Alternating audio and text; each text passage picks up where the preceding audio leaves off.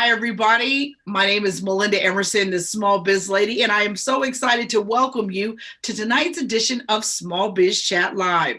Now, you know how we normally do it. We're normally live on Twitter, but tonight we're streaming live on Twitter. We're streaming live on my Facebook fan page, my Small Biz Lady fan page, and we're also live on YouTube. So this is an interactive show. If you've got a question, share it, comment. We want to know you're out there. We want to know that you're on Team Small Biz Chat. So let us know that you're watching and that you're enjoying us. Today is World Entrepreneur Day, and I'm very excited that we are going to be talking about doing business all around the world. Now, Small Biz Chat, we have hosted it for over 10 years, and tonight we're really going to focus on what we call this peer-to-peer education thing, where what we are doing is giving you a safe place to get information so that you can succeed as your own boss. Now, I am excited to be here with you because this really is about giving our loyal fans just one more thing. You know, normally we're live on Twitter with just one guest. When we do Small Biz Chat Live, we bring you 3 guests, and tonight is no exception. We are joined by international exporting expert Laurel Delaney. She's going to talk to us about exporting to China, doing business in China with the Chinese consumer. That's no small thing, so she's going to break it down for us. Tonight, we're also going to be talking to Coach Steve Daly, and he is going to be talking to us about how to get your small business to 7 figures, even if you're a solopreneur. So he's going to be breaking down what he calls his 7 triggers for 7 figures. And all the way from Nigeria, we are being joined by Thelma Ekiyor, and she's going to be talking to us about impact funds for businesses around the world, particularly women businesses. And so I'm very excited to have her with us tonight. So with that, I'm really excited to look at our very first guest, Laurel Delaney, and she is going to be talking to us about exporting to China. Now, let me tell you a little bit about Laurel. She is the founder and president of Global Trade, which is a management consulting company that helps small business owners go global. She is also a founder of the Women Entrepreneurs Grow Global, which is a nonprofit organization that educates women business owners on how to go global. And she's also the author of Exporting, the definitive guide to selling abroad profitably. So when I need an exporting expert, I call Laurel Delaney. And I'm so excited that you are here with us tonight. Laurel, welcome. Well, thank you. Thank you so much, Melinda. It's such a pleasure to be here.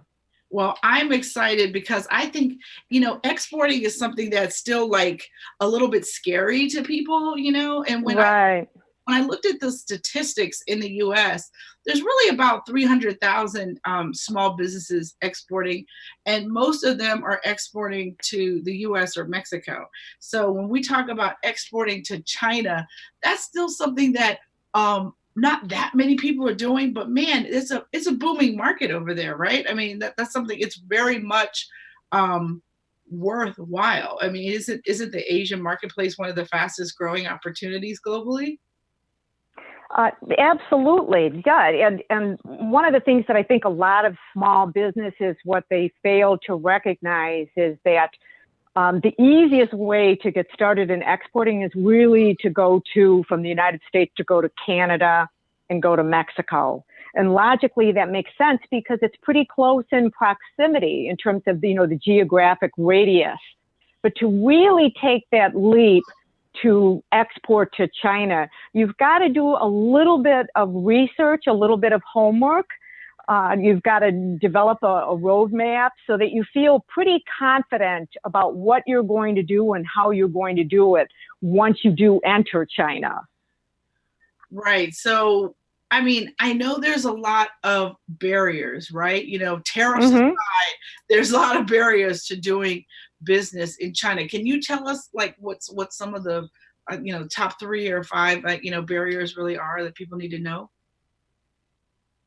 Absolutely. One of the top ones would just be bureaucracy, or you could define it as trade regulations that involve, let's say, export compliance, how to take care of registrations, whether or not you need an export license. And those items in and of themselves can really be a deterrent for small to medium-sized enterprises. It really scares the daylights out of them when they see it. It's like those red flags going up. And how do you overcome those barriers has a lot to do with making sure that you conduct research, that you work with some organizations, such as some big organizations like SBA or export.gov or trade.gov. Many of the big governmental organizations can really hold your hand and walk you through the process to sort of get you into China, if you will. Mm-hmm. All right. So what would you say are some of the best ways to enter the market? So I've got my registration license. I've gone through this, kind of red tape stuff you're talking about, but now I'm ready to do business. So what do I need to do? I'm sorry, I lost you on, do I still have the audio with you? Yes, I can hear you just fine, Laurel. Okay, sorry. No, so what I was asking was, once you go through the initial sort of like registration red tape and you're ready to start doing business, what is the best way to actually enter the market? One of the best ways is really, well, there's a couple of ways. One is to try and connect with someone that is on the ground in China. And that can be a friend, it can be a colleague, or it could be an organization, someone that you literally have trust with, that you communicate with, and you start asking questions in terms of what it is that you're attempting to offer and making sure that there actually is demand for the product in China. A second way, which we've all been, I think, it's heightened awareness on, is Alibaba. And it's a real, not just a hot topic, it's a great organization from the standpoint that they now have a platform that is available to USA companies that you can easily get online and not just buy from suppliers, but you can actually sell your own products to their base of customers. And that's not just in China, it's wherever Alibaba is at. So that can be Brazil, that can be India, and that can also be the United States. So I highly recommend a lot of SMEs take a look at that platform and consider offering their products to see if they can reach the Chinese market in that fashion. So let's talk a little bit about Alibaba. Is it inexpensive to get your stuff on Alibaba? Like, do you have to be one of their advertisers, if you will, like to sort of like get your product known on Alibaba? Or is it just like kind of like Amazon, like you throw your stuff up there and hope you have the right keywords and that people find you? Like, isn't selling on Alibaba, you've really got to be prepared to make a marketing investment as well, right? So you definitely need to make a marketing investment. But backing up to your original question, there is a fee involved. It's an economical fee. Whenever I see something to the tune of, let's say, US dollars, $2,000, and if that's an annual cost, for an SME, that's affordable.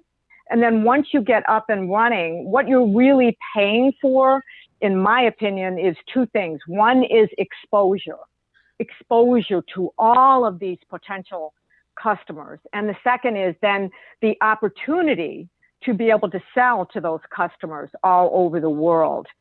And once you are up on their platform, you do have to leverage the opportunity of, let's say, advertising. You want to set up some other mechanisms that sort of are integrated into Alibaba, and that would be two other platforms. One would be Wechat, which a lot of SMEs are familiar with. And Wechat operates pretty similar to the USA Twitter. But once you get up on Wechat, you're connecting to Chinese, consumers and business owners all over China and other parts of the world. Second to that, beyond the Wechat, you also want to connect to Weibo, which is another online platform. But in that particular case, with that platform, you have to be careful because it's more that you need to speak the language, which would be predominantly Mandarin.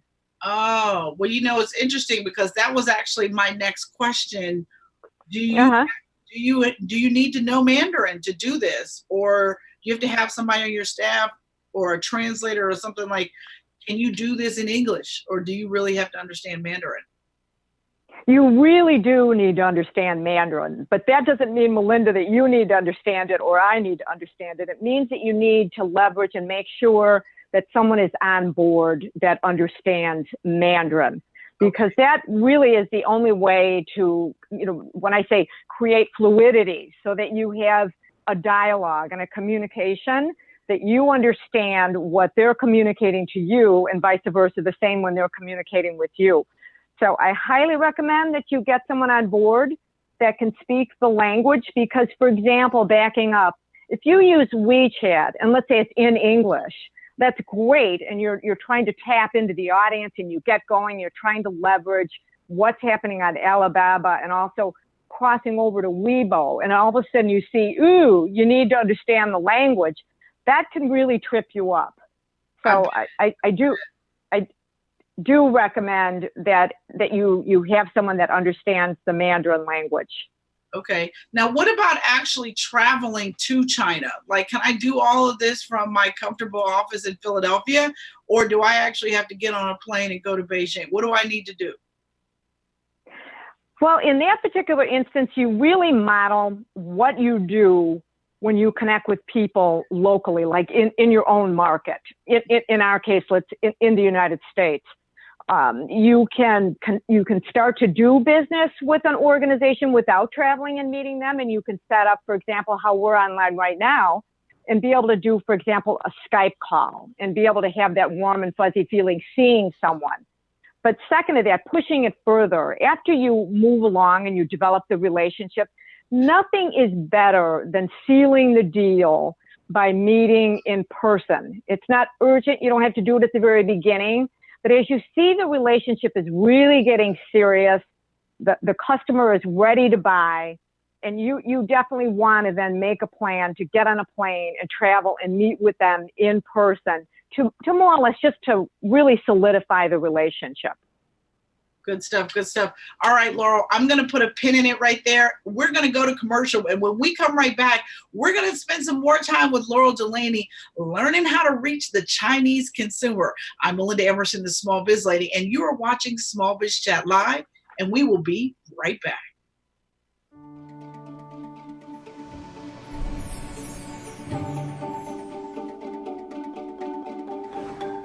Hi, I'm Melinda Emerson, Small Biz Lady. I know you might be thinking about quitting your business and going back into corporate America, but wait, before you give up, my new book, Fix Your Business, could give you a whole new lease on life. My 12 P's of running a successful business will walk you through step by step how to grow your business revenue, how to hire great people and streamline your processes, and so much more. Grab a copy today of Fix Your Business and get your life back.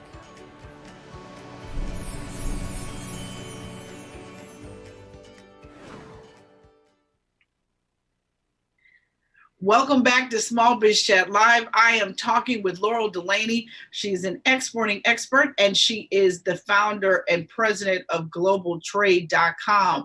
And Laurel and I were just talking about how important it is to really know Mandarin. And if you're going to partner with an organization or a broker or something over in China, you really need to go over there and meet them and seal the deal with personal relationships. Now, Laurel, I wanted to kind of come back to you and talk a little bit about, I know you mentioned earlier that the federal government does offer, some resources to help people with exporting. Can you talk a little bit more about those agencies you mentioned earlier and explain kind of what they do? Oh, sure. The two big ones are export.gov and trade.gov. Both of those organizations have just numerous offerings for small business owners, whereby they can access market research concerning country profiles. For example, if you want doing business in China, you want to find out everything there is to know about doing business in China, they would have a report covering that. And beyond that, they also will set up like potential meetings and opportunities to have you meet with distributors that might be interested in your product. And even beyond that, they will set up trade missions and set up appointments for you. They really serve as your arm when you are trying to do business in any part of the world for that matter. And it's just, they're great resources and great organizations to be able to connect with. Very cool. Now, real quick, what are some of the best things if you're just getting started, kind of selling the Chinese market? What are some popular products to sell? Well, Melinda, actually backing up a little bit, we didn't cover this, but one of the things that if anyone follows metrics, any stats, you'll see that there's a lot of activity going on in Southeast Asia. That Southeast Asia activity is primarily having to do with agricultural exports. But in the case with most SMEs, they really like to get involved with more how I define CPG, consumer product goods. So those types of items, that would be houseware items, kitchen items. But a big one for China right now is actually, surprisingly enough, is anything to do with children, whether it be toys or it could be organic, high value food items for young people. And even beyond that, luxury items is another. Luxury items will never go away. The Chinese population, they just love the Hermes and they love the Burberrys. They like the Tory Burch type items, the handbags. So that's what's really moving out there right now. Interesting. So if you're going to go into the Chinese market, what kind of time frame really can you give yourself to build brand awareness, in China? What's realistic? Now, I'm not trying to be a smart aleck right now, but realistically, when I say, give it plenty of time because it takes forever, it takes a really, really long time. I hate to say to you that it depends, but it does depend on the product that you're offering, what your resources are, not only financial, but the human power, the labor power that you have behind your organization. So taking all that into consideration, I think the best way to really accelerate the process is to always start off with someone that you can trust. If you can trust the partner, you can move a lot faster than if you start cold, you have no idea who you're dealing with, and you think that this could take like forever or for years. Got it. Well, Laurel, I'm going to leave it right there. Thank you so much for giving us this valuable insight. Today is World Entrepreneur Day. So if you're interested in going into business and taking your business overseas to the Chinese market, Laura Delaney is the lady that you want to look up. So check out her website, globaltrade.com. When we come back, we're going to be talking with Coach Steve Daly, and he's going to be talking to us about how to take your business to 7 figures. I'm Melinda Emerson, Small Biz Lady. Don't go away. We'll be right back.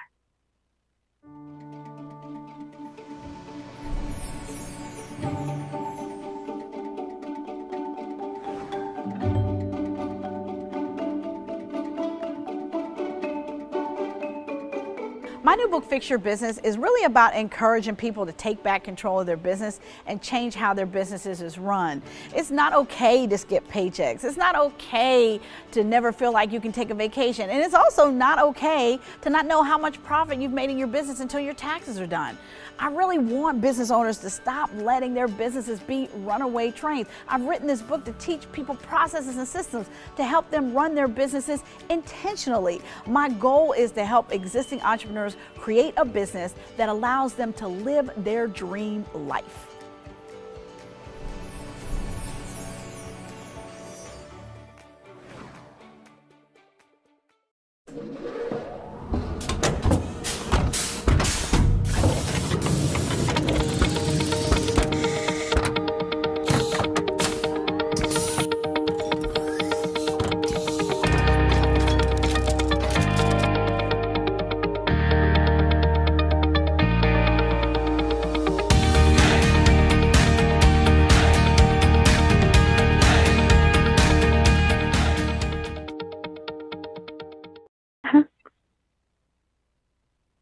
Hi, everybody. I'm Melinda Emerson, the Small Biz Lady, and welcome back to Smallbizchat Live. The mission of Smallbizchat is to end small business failure. Tonight, we're getting you some peer-to-peer advice on all things, and now we're going to be talking about how to take your small business to 7 figures, which is no small thing because according to statistics, 95% of all small businesses in the world will never gross over $1 million of revenue.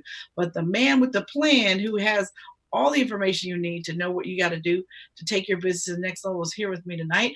Welcome, my friend, Coach Steve Daly, and he is a pioneer in business coaching, serving thousands of clients for over 30 years. His specialty is guiding seasoned entrepreneurs to their lifetime best income while structuring their businesses to work as well without them as it does with them. He's the founder of the Achievement Bridge, Inc., and the Entrepreneur Excellence Alliance, a community of inspired small business owners. He's contributed to over 10 best-selling books on business success. Steve, welcome to Smallbizchat Live. Thanks, Melinda. So great to be here and to be with a fellow entrepreneur advocate. Absolutely. Absolutely. All of us are invested in helping entrepreneurs win every day. So that's why we do this. So Steve, I just want to jump right in with you. What is the secret to generating more money? What is it? What do I got to do? Help me out. Help you out. Everybody wants that, right? No, look, like most secrets, it's not really a secret. All right. So the first thing is there's two components. They're kind of like the heads and the tail of the same coin. The first thing is you have to believe that there's way more money out there than what you've got in your pocket right now. You have to know that there is a lot of money available for you to access. But the other side that's critical is the only way that you access more money is by giving service. Money is the expression in our marketplace of an acknowledgement for value received. And if you want to make more money, very simply, deliver more value. But it has to be behind or embedded in that belief that you can go after it. All right. Well, that kind of sounds a little bit simpler than actually done, Steve. So I want you to dig in for me with this a little bit more. Is a 7-figure business truly attainable for any business, regardless of what business you're in? I believe it is, Melinda, absolutely. And I've proven that with clients around the world. There are some caveats, I'd have to say. One is the business owner needs to be willing to remove their significance, if you will, from being embedded in every single thing that has to do with the business. As business owners, we invent something, we build the business around us to deliver this remarkable product or value, but then we tend to also anchor ourselves into the business in so many different ways. And so when you're willing to lift your significance, lift your participation in your own business outside of being involved in everything, then I would say absolutely yes, your business has access to 7 figures. Okay, well, can solopreneurs do it too? Or what kind of support system do you need to really get your business up to 7 figures? Yeah, 2 questions there. So yes, solopreneurs are actually equipped more effectively than a larger business with a lot of employees. And the reason is solopreneurs typically don't have very high overhead. They can leverage technology and other resources to get things done. And essentially, they have a straighter line access to greater revenues in 7 figures. Where the linchpin is to turn your knowledge into a service. You can deliver a service, you can deliver products, you can deliver, for example, consulting or training or coaching. But when you capture the knowledge that you have or that you've learned from your clients and package that, then that is basically a tremendous a catalyst to grow in your business. Now, what are the resources you need? You can start with all the array of basic and fundamental technology resources to help you produce content, different slants on your programs, package things in different ways, but also resources in the form of virtual assistants. I'm a big fan of outsourcing all the things that a business owner doesn't do well or doesn't like to do.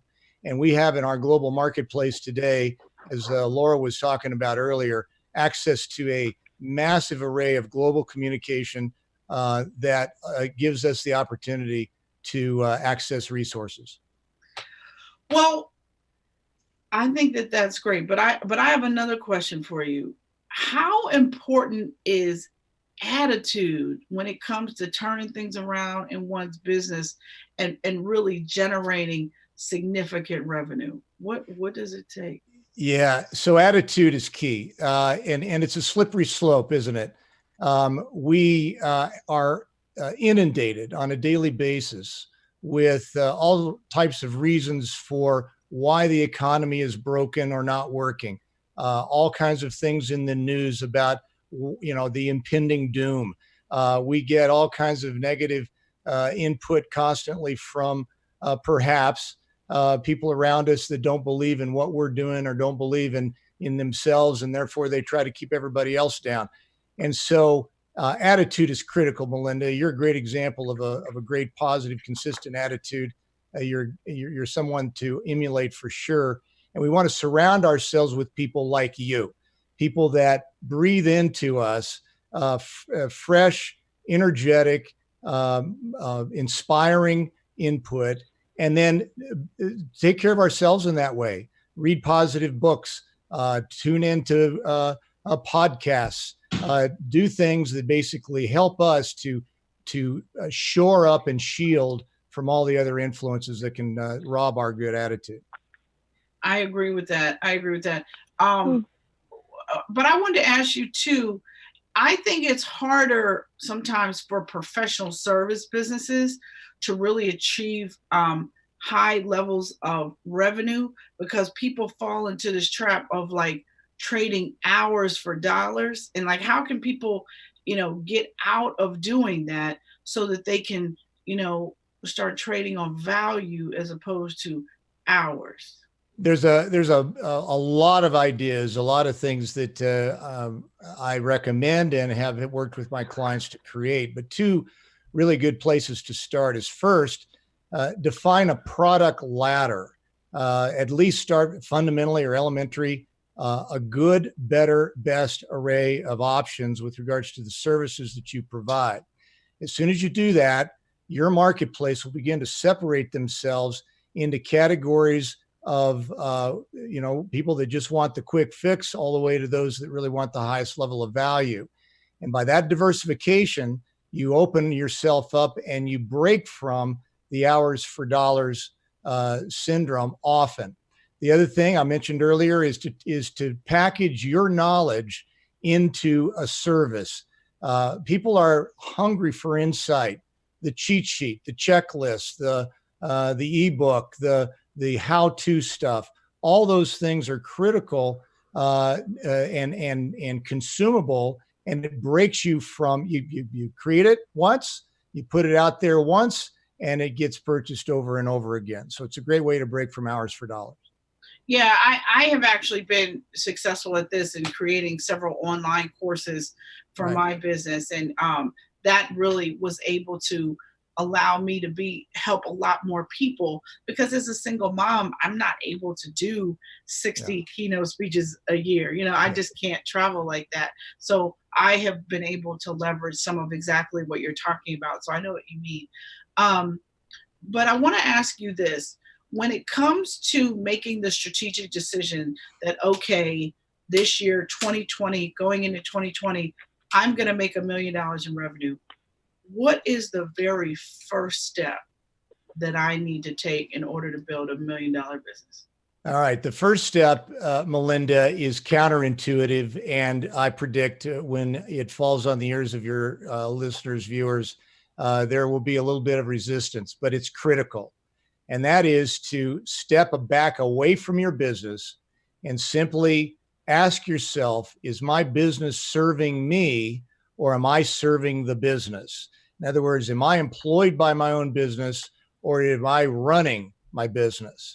The first step is to absolutely reconfigure anything and everything about your business that isn't working for you.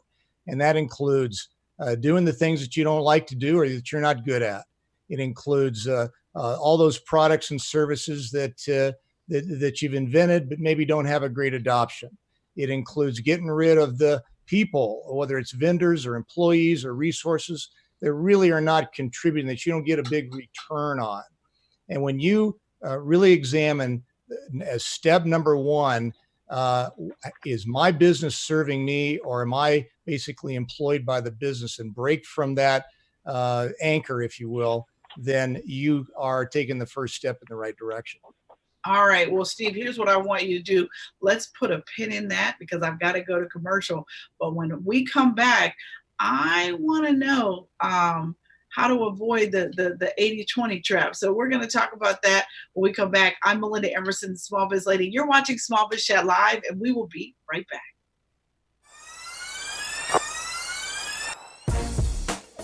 Are you tired of struggling in your business, not taking a paycheck, dreading dealing with your business in the morning? Are you regretting even starting your business in the first place? Well, I know you're tired, and I also remember what that kind of tired is like. But the good news is, it's time to stop feeling that way.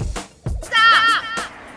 I'm Melinda Emerson, Small Biz Lady, and my new book, Fix Your Business, is a 90-day turnaround plan to get back your life and reduce chaos in your business. I've been in business nearly 20 years, and let me teach you how to build a business that works for you. Grab a copy today.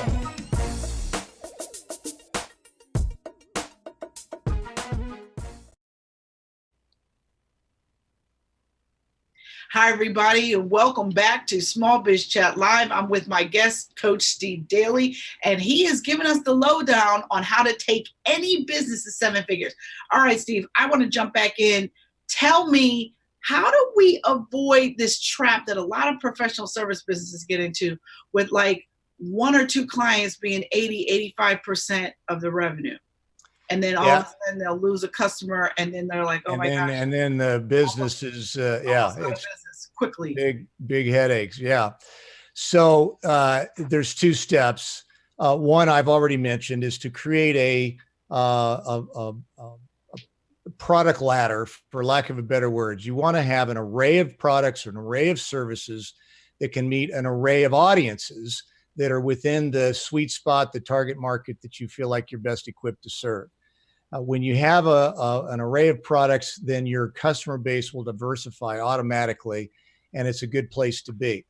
The second step, though, is for you to basically adopt, embrace in your mind. This is a mindset attitude thing, that it's way better to have $1 from 1,000 people than $1,000 from one person. And when you really embrace it, that's good business. Instead of going for the home runs and the big hits and the big deals, and recognize serving the masses. What did Zig used to say, Zig Ziglar? Serve the masses and dine with the classes. And that's what it's all about. All right. I love it. Now let's talk about, I know you have this thing you call 7 triggers for 7 figures. All right. I want you to break this down for me, because I want to know. I think my viewers want to know too. All right. Awesome. Well, we don't have a lot of time to go deep, but let me just fire through this. The 7 triggers are authenticate, integrate, concentrate, invigorate, penetrate, resonate, and duplicate. Now, so you don't feel like you're at Schoolhouse Rock here. Let me break this down. All right. So authenticate is about being authentic about, I mentioned this earlier, making sure your business is serving you versus you serving the business. Getting back to that original sweet spot that's so very important, that intersects your passion, your skills, your offering, and the marketplace.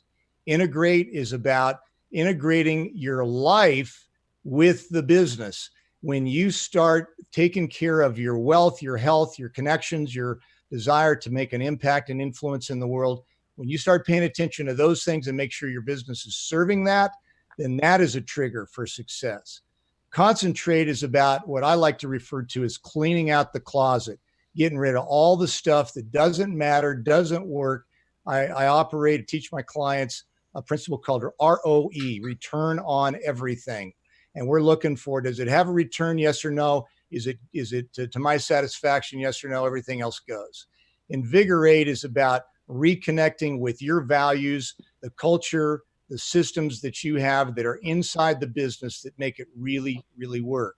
Penetrate is about getting what I call air horn noisy, the sales and marketing strategies that are embedded, integrated, and synergistic to get to the market. Now, that's a huge topic. We often spend a lot of time on this with folks, but it's critical to really re-examine and trigger new energy behind both sales and marketing strategies. I call it pick strategies and pull strategies.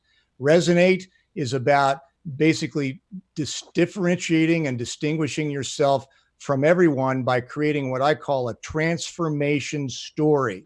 People are looking for transformation. And when you can tell a story about how you do that, your business is going to get triggered to new growth. And finally, duplicate is when we look for any way and every way to multiply our mojo. Who can we breathe our knowledge and insights into? Where can we partner with people in the marketplace? Where might we be able to franchise or duplicate aspects of our business? Find people that want to own parts or pieces of us and give us a continual override on our support to be successful. There's a lot of ways to duplicate, and that really is nirvana, where we do find that magic place where the business is working as well without us as it does with us.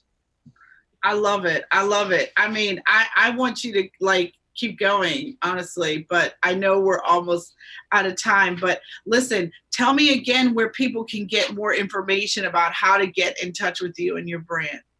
If you want this framework, I built an interactive framework at 7triggersframework.com.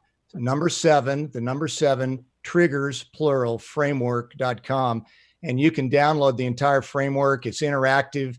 It's loaded with content. I guarantee that every time you look at it, you'll learn something new. And that's probably the best way for you to learn about this strategy and get to know me.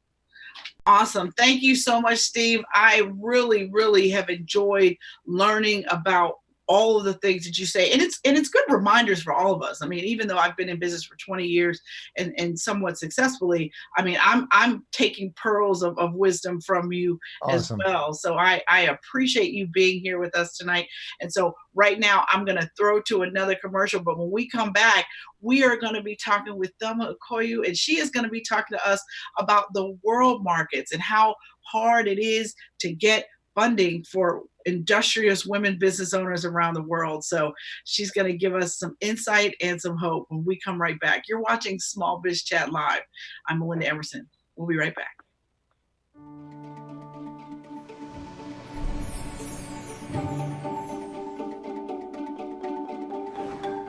Hi, I'm Melinda Emerson, Small Biz Lady. I know you might be thinking about quitting your business and going back into corporate America, but wait, before you give up, my new book, Fix Your Business, could give you a whole new lease on life. My 12 P's of running a successful business will walk you through step by step how to grow your business revenue, how to hire great people and streamline your processes, and so much more. Grab a copy today of Fix Your Business and get your life back.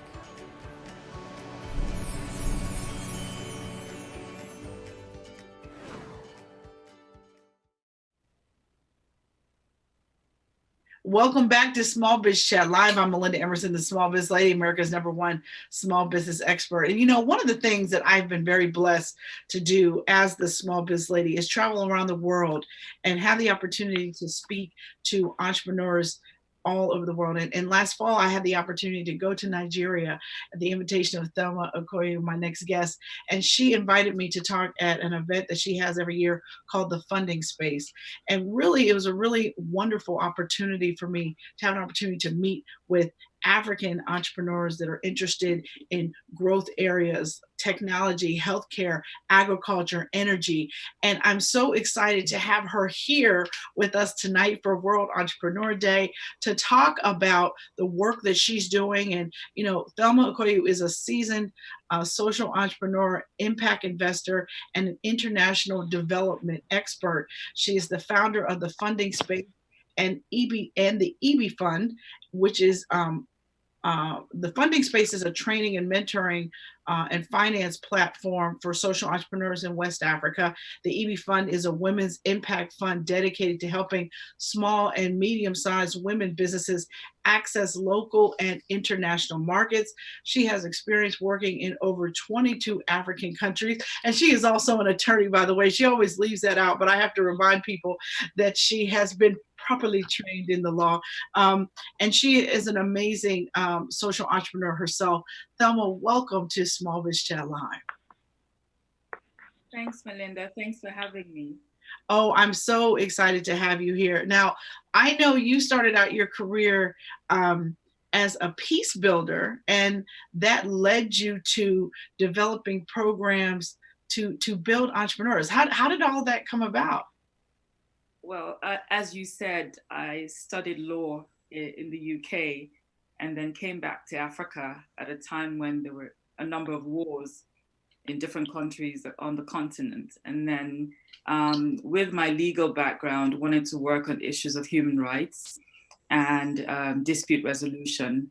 But as I worked in these countries, I realized that we had to address the issue of poverty, which was really the systemic problem that often led to conflict, scarce resources and people juggling for these resources. And I started to look at how we could build sustainable communities but through business solutions. And that led me to entrepreneurship as the only tool that I found that could actually lift people out of poverty and remove them from taking handouts from the rest of their lives. Now, what are the forces or barriers that you think keep women in poverty worldwide? I think I was listening to the previous speakers, and it's amazing how the issues are the same regardless. But in Africa, we still have a cultural impediment. It's a very patriarchal. All countries in Africa are patriarchal societies, and so often women are marginalized, and issues of power and control of resources is still very much male dominated. And what happens is then that when it comes to the business sector, women are afraid. It's a fear of the unknown. They tend to stick to micro businesses. And in fact, in Nigeria, we have the rare phenomenon of having more women entrepreneurs than male entrepreneurs, but they're mostly micro. And I think that cultural impediment has really created intergenerational poverty where women are concerned. And so to reverse that, it's a mindset shift and a lot of education and training. And that's become the importance, as you saw when you came, Melinda, is the importance of having convenings that bring people together and educate people about what they should change, starting from what happens in the society, but also in how they see business and approach business. Well, I know here in the United States, women businesses struggle here. And the main things that sort of like hold back women business owners in the US are things like, they really pursue them as hobbies or like kind of side hustles at first. There's always a lack of funding, right? I mean, that's like a constant issue. But also too, the burden of motherhood, whether you're a single mother or you have a partner, sometimes it ends up being your kids, whether you have a partner or not. And that typically holds back, particularly women of color in business in the United States. I was wondering if it was the same in Africa, or if there were some additional challenges that maybe we don't know about. We have those challenges, and then we have the added challenge of the cost of doing business here. It's really expensive to start a business, and we also have infrastructural challenges as well. And so access to finance, so the interest rates here are very high in commercial banks, and they range between 23 and 28%. Wow. And that immediately means that rules out most people from going into business. And so most women, will not even venture. And so what you call a side hustle, they'll just have little businesses at home that bring in pittance and never get to grow. Mm-hmm. So what is the current financial landscape for women businesses? If the interest rates are 23 to 28%, and by the way, that just like knocked my whole socks off when you said that, because that's like, whoa, that's really, really expensive capital, particularly as low as capital is now in the United States. I mean, it's never been cheaper ever to borrow money in the United States, and you're talking about 23 to 28% in Nigeria. That's astonishing. But if that is the case, how are women getting money for their businesses? What is the financial landscape?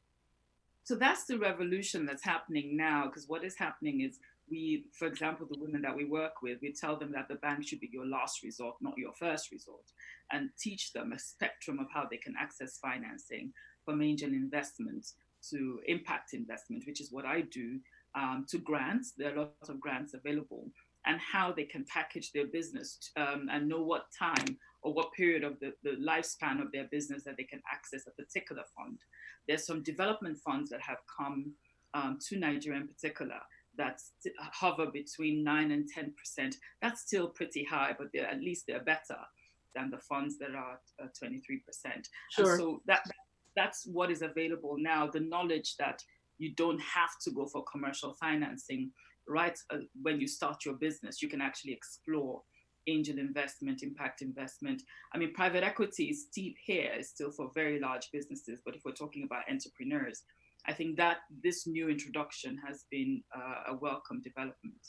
Well, I would say that that's probably very similar here. So if you go to borrow money as a business here, 9 to 10% is about what you could commercially go for. But I mean, certainly if you go for a private equity investment, all this kind of stuff, you got to give a significant portion of your business away. So no money is free. So, and then certainly here, because it's so hard, 8,000 loans a day are turned down in America.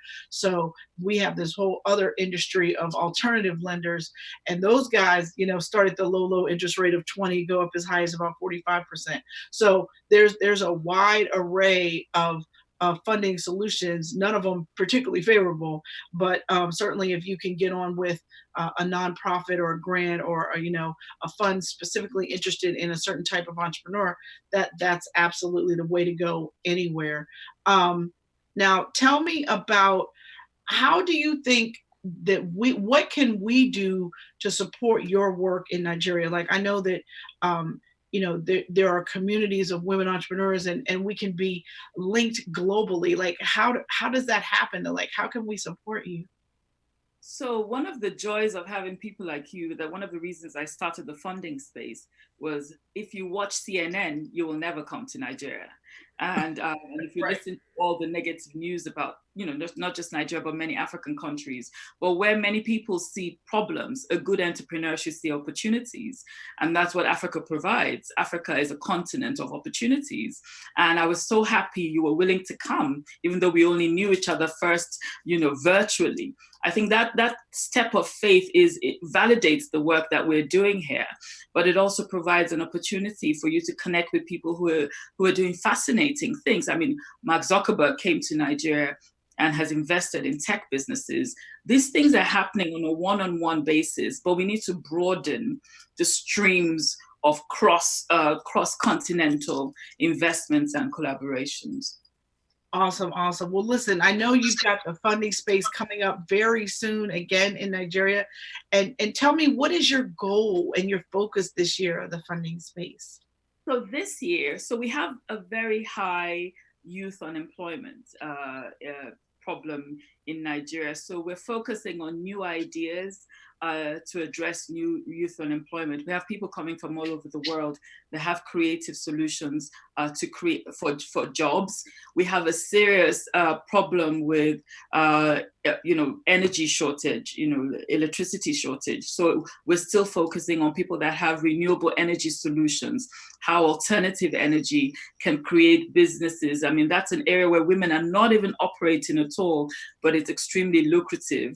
And so we're focusing on that. And also we have a youth innovation challenge where we're encouraging young people with business ideas to pitch their ideas and win seed funding, because many of these young people come from poor communities and would never, ever be able to access financing. So we're very excited about this year's event, and we're going to miss you, Melinda. Well, I will be back next year. So if you invite me, I will come. I promise I will. But thank you so much for joining us tonight. And don't go away, because what we're about to do is bring all three of tonight's guests back on. And we're going to do a panel that we call Hit It and Quit It. So just let's bring everybody back on. Laurel, Delaney, Steve, Daly, and Thelma Ekiyor. I am so excited to bring all of you guys back on, because what I want to do now is kind of talk to you guys about your favorite things. Now, the only rule we have on Hit It or Quit It is you can only answer in 30 seconds, and you cannot repeat the answer of a previous guest. So here we go. And these are all easy questions. So Laurel, since you've been waiting the longest, I'm going to start with you. And then we're going to go to Steve, and then Thelma, you're going to be last, and then we'll switch it around. All right. So my first question is, what is your favorite business app? What is your favorite app that you use on your phone? HBR, Harvard Business Review. You pull it up and it gives you a management tip on a daily basis. And I absolutely love it. I'm religious about it, and it's great. Awesome, awesome, awesome. All right, Steve, Daly, what is your favorite business app? Okay, I'm gonna honor my commitment to make sure that business fits inside of life rather than cramming life into the little cricks and crannies left over. And my favorite app that I'm going to say is a business app is called Trail Forks, and it's a access to all the mountain bike riding trails wherever I happen to be. And I'll hit that app, I'll find a bike, and I'll hit the trails. All right. I love it. I love it. And Thelma, what is your favorite business app? It's called Wave. I'm very bad with figures, and Wave helps you put your finances together, helps with small businesses. So I like that. Interesting, interesting. So we have an app here in America called Waze, and it helps you get around. So it's like an alternative to Google Maps. But so it sounds like Wave is very similar, maybe like to mint.com or something like that. I've got lots of apps I use on my phone, but my favorite app is Twitter. I love Twitter on my phone. So that's my favorite app. All right, this next question, I'm going to come to you, Steve, first. What is your favorite small business resource website? Small business resource website. You know, I have a bunch of folks that I follow religiously: Seth Godin, Donald Miller, Tim Ferriss. So those are websites that I typically go to that are loaded with resources and content and stuff that I can use, put to work. Perfect, perfect. Thelma, what's your favorite small business resource website? It's called VC for Africa, and it focuses on people that want to invest in Africa, also people that are already doing business in Africa and the experiences that they have, but also allows African entrepreneurs to showcase their projects and things like that. Yeah. Awesome, awesome. All right, Laurel, what's your favorite small business resource website? Besides yours, Melinda, besides yours, I have to say that. And then beyond that, I love Inc. Inc. the magazine. They also have the online presence. And I love Entrepreneur magazine, also has their online presence. I think both of them are fabulous. I really like both of them as well. So I'm gonna co-sign. I also really like reading the New York Times. They're my de facto website for lots of things. All right. I'm going to ask you two more questions. So I'm going to go, Thelma, to you first. What is your favorite podcast? I listen. Strangely, I'm a U.S. news junkie. So I listen to Rachel Maddow quite a bit. She's actually not on right now with her podcast, but I listen to it. Okay. All right. Good stuff. Laurel, what's your favorite podcast? Oh, you're going to absolutely laugh, Melinda and Steve and Thelma, because I really don't listen to a lot of podcasts, only because I don't have the time. However, I'm on it, and I just haven't gotten to the point of how I built it. I heard someone say that is a fabulous podcast for CEOs and business owners, but in all truth and honesty, I have not listened to it yet. All right. Well, that's on your to-do list for tomorrow, Laurel. Okay. I got to get on it, really. All right, Steve, what's your favorite podcast? You know, I mentioned Donald Miller a bit ago. He's written a book called The Story Brand. He's an expert in marketing and messaging, and he brings some of the most interesting guests to his podcast and really drills down. He's a great interviewer, just a really a super rich content coming from him. Yeah, he does do a good job. And it's funny because we've had several guests over the last couple of months mention his podcast. I really like Entrepreneur on Fire. Like, that's one of the podcasts that I really like to listen to. So that's one of my favorite ones. All right. So last question, Steve, I'm going to start with you. What is your favorite business book? Favorite business book you've read? Oh, wow. It's probably whatever I read most recently, most often. One that pops right out because I've been referring to it quite often is Daniel Pink's book, Drive. He basically completely upsets our perception or paradigm of what motivates people and does a brilliant job of giving us some really meaty course correction on how to motivate and stay motivated ourselves. All right. Laurel, what's your favorite business book? Mine would have to still be Jim Collins. Everything he writes, I absolutely love. I just jump in, I get into his brain, and The Good to Great. You never tire of that book in terms of pulling on it and finding out like your big audacious goals that you need to set for yourself personally and professionally. So I still love all of his work. I love that book, Good to Great, as well. And Thelma, what's your favorite business book? It would be Bottom Billion by Paul Collier. Talks about how the development countries are an untapped market. It's really good. It's a must read. Okay. I love it. And my favorite book is The E-Myth Revisited by Michael Gerber. It is my favorite business book. Mm-hmm. And I never tire of it. I can read it over and over again because it's brilliant. Well, listen, I cannot thank you three enough for coming on Smallbizchat Live with me tonight and being my guest. This show was awesome, and I can't thank you guys enough. Laurel, Delaney, exporting expert, Coach Steve Daly, and Thelma Ekiyor, my international woman of just wisdom, and you're just such a driving force, and I'm so grateful that you were able to join us because it is very, very early where you live. So we very much appreciate you being with us tonight. And please, those of you who want more information about my three guests and any more information on how to start and grow a business, please head over to my blog at succeedasyourownboss.com. I have over 5,000 articles about how to start and grow. And tomorrow I'll have more information on these three, so you don't want to miss it. And thank you all. We will be back on Twitter next week, so don't miss that. The mission of Smallbizchat is to end small business failure. I'm Melinda Emerson, the Small Biz Lady, and I will leave you with this. You never lose in business. Either you win or you learn. God bless everybody. Good night. Thank you.